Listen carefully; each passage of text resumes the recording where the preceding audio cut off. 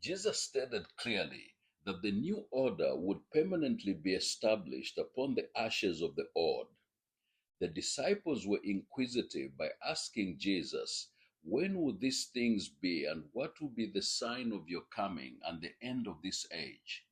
There is nothing in this passage of Scripture to suggest that the disciples were asking Jesus about the end of the material universe as we know it. Dispensationalists, those who believe that God works in segments or dispensations, argue that Matthew chapter 24, verse 14 was not fulfilled because the gospel had not been preached to the whole world or globally prior to the destruction of Jerusalem in AD 70.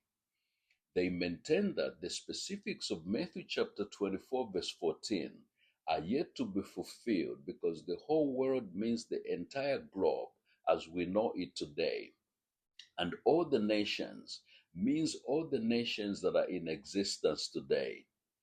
They also assert that the gospel did not reach the entire globe prior to the first century generation passing away.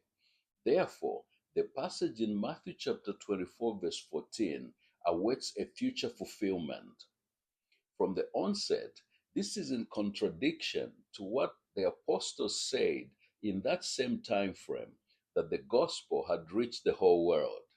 Colossians chapter 1, because of the hope which is laid up for you in heaven, of which you heard before in the word of the truth of the gospel, which has come to you as it has also in all the world. Romans chapter 1. First, I thank my God through Jesus Christ for you all, that your faith is spoken of throughout the whole world. Romans chapter 16. Now to him who is able to establish you according to my gospel and the preaching of Jesus Christ, according to the revelation of the mystery kept secret since the whole world began, but now made manifest, and by the prophetic scriptures made known to all nations, according to the commandment of the everlasting God for obedience to the faith. Jesus said the events of Matthew chapter 24 are to take place before this generation passes away. Also, there are many other passages in the scriptures where Jesus used the phrase "this generation" to refer to his contemporaries. This generation was never used to describe a future generation.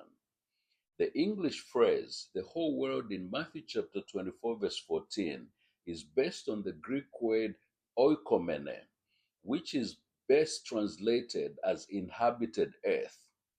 Most modern Bible versions translate oikomene as the inhabited earth. For example, Luke chapter 2, verse 1. In those days, Caesar Augusta issued a decree that a census should be taken of the entire Roman world. Therefore, the word world or oikomene is used in the New Testament to refer to the Roman Empire of the first century, and its basic meaning is that of inhabited earth. Matthew uses oikomene exclusively in Matthew chapter 24, verse 14. He, however, uses cosmos, a word with a more global meaning, 9 other times. For example, in Matthew chapter 26, verse 13, the word cosmos is used. Truly I say to you, wherever this gospel is preached in the whole world, cosmos, what this woman has done shall also be spoken of in memory of her. Matthew chose to use the word oikomene instead of cosmos in Matthew chapter 24, verse 14, in order to place emphasis on its local geographical meaning in the time frame of this generation, in contrast to a universal reach which is not bound by geography or time, as in the case of Matthew chapter 26, verse 13. Those who lived in the first century saw only their world as the inhabited earth. Be blessed.